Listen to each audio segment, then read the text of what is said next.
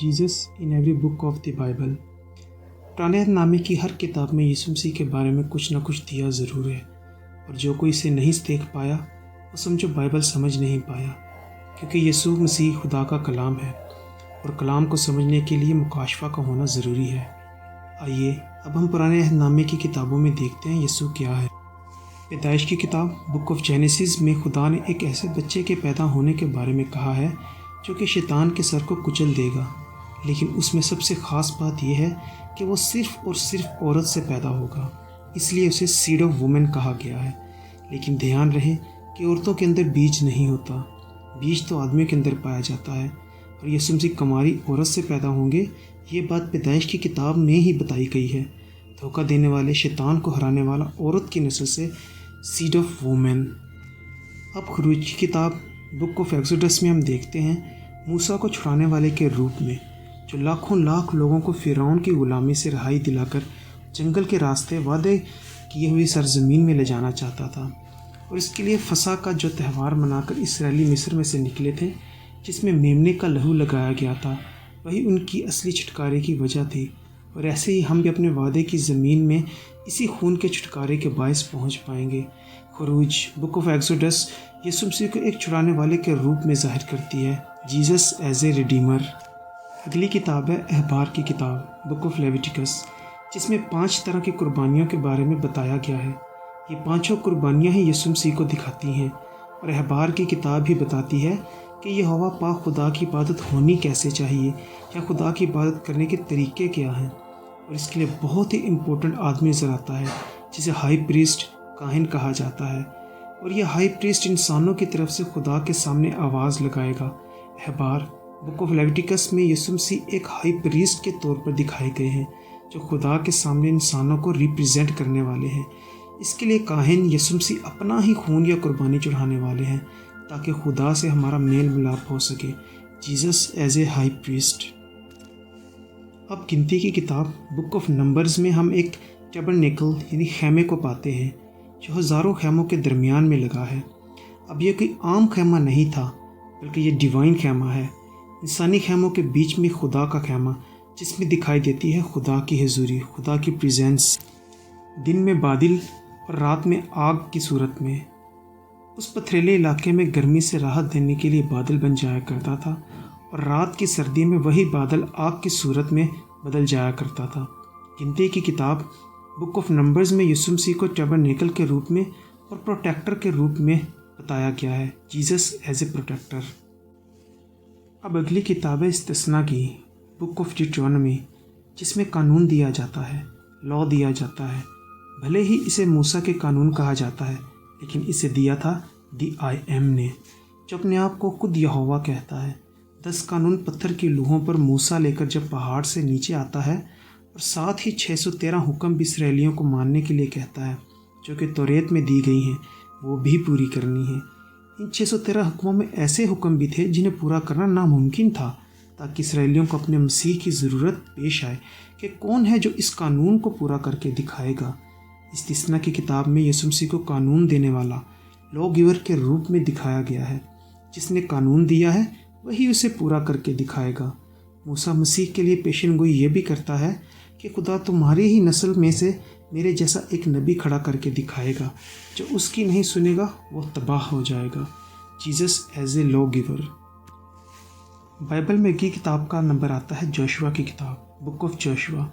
इब्रानी ज़ुबान में जोशुआ को यहोशुआ कहा जाता है। ये यीशु मसीह का ही नाम है, यशुआ।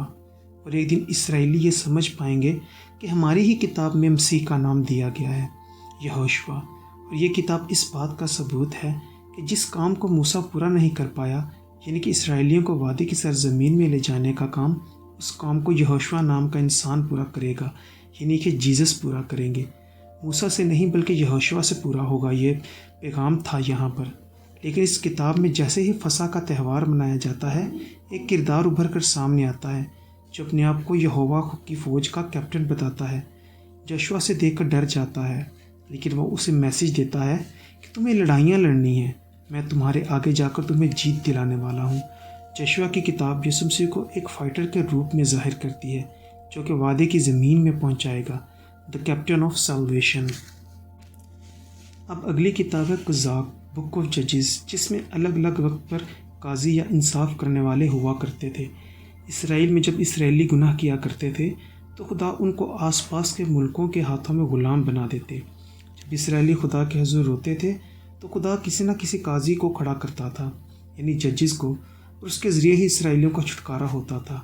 ہم دبورہ سمسون کو تو جانتے ہیں، لیکن ایسے 12 بڑے قاضی تھے جو الگ الگ قبیلوں اور شہروں سے بھی تھے۔ قضاء کی کتاب یسوع مسیح کو ایک جج کے روپ میں ظاہر کرتی ہے۔ یسوع مسیح ایمانداروں اور غیر ایمانداروں دونوں کی عدالت کرنے والا ہے۔ جو ایمان نہیں لے کر آئے ایسے لوگوں کی عدالت بھی یسوع مسیح ہی کریں گے۔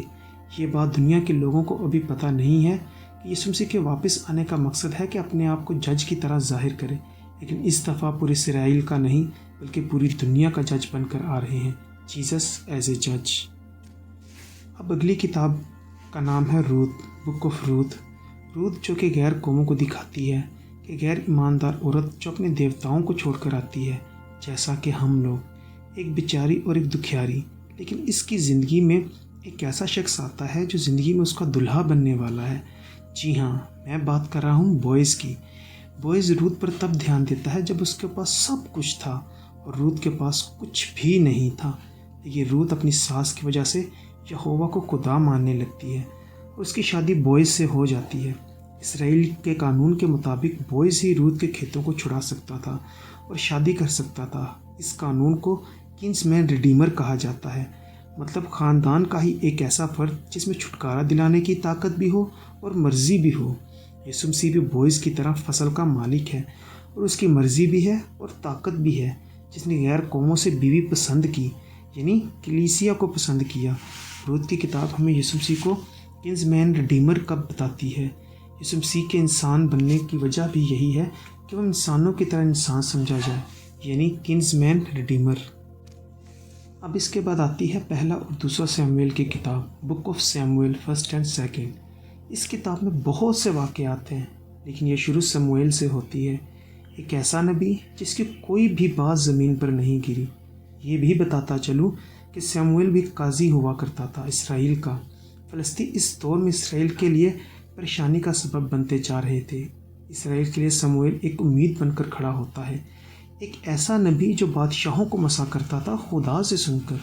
ان دونوں کتابوں کا نچوڑ اگر نکالا جائے تو اسرائیل کا خدا ہی ان کے بہتر مستقبل کو بتا سکتا ہے، پیشین گوئیوں کو دینے والا ہی سب کچھ بتا سکتا ہے۔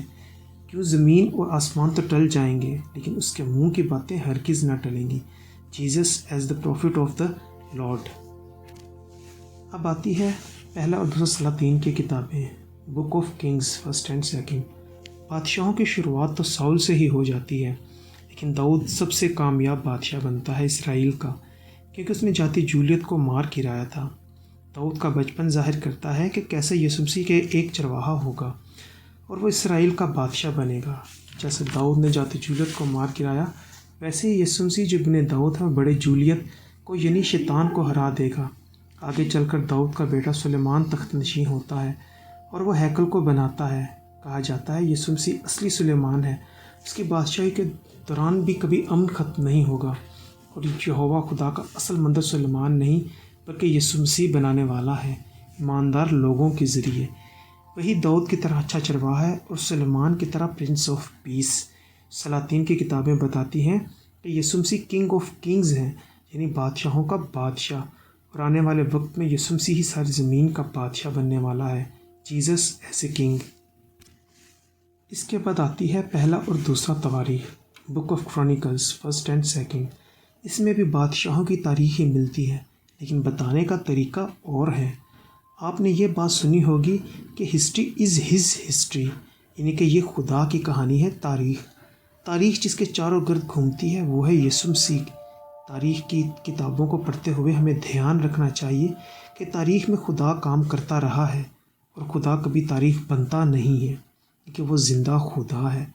ان تاریخ کی کتابوں میں بھی یسوع مسیح کو ایک بادشاہ کی صورت میں دکھایا گیا ہے، لیکن بات تاریخ سے جڑی ہے، اس لیے ہم کہیں گے کہ Jesus is a history maker.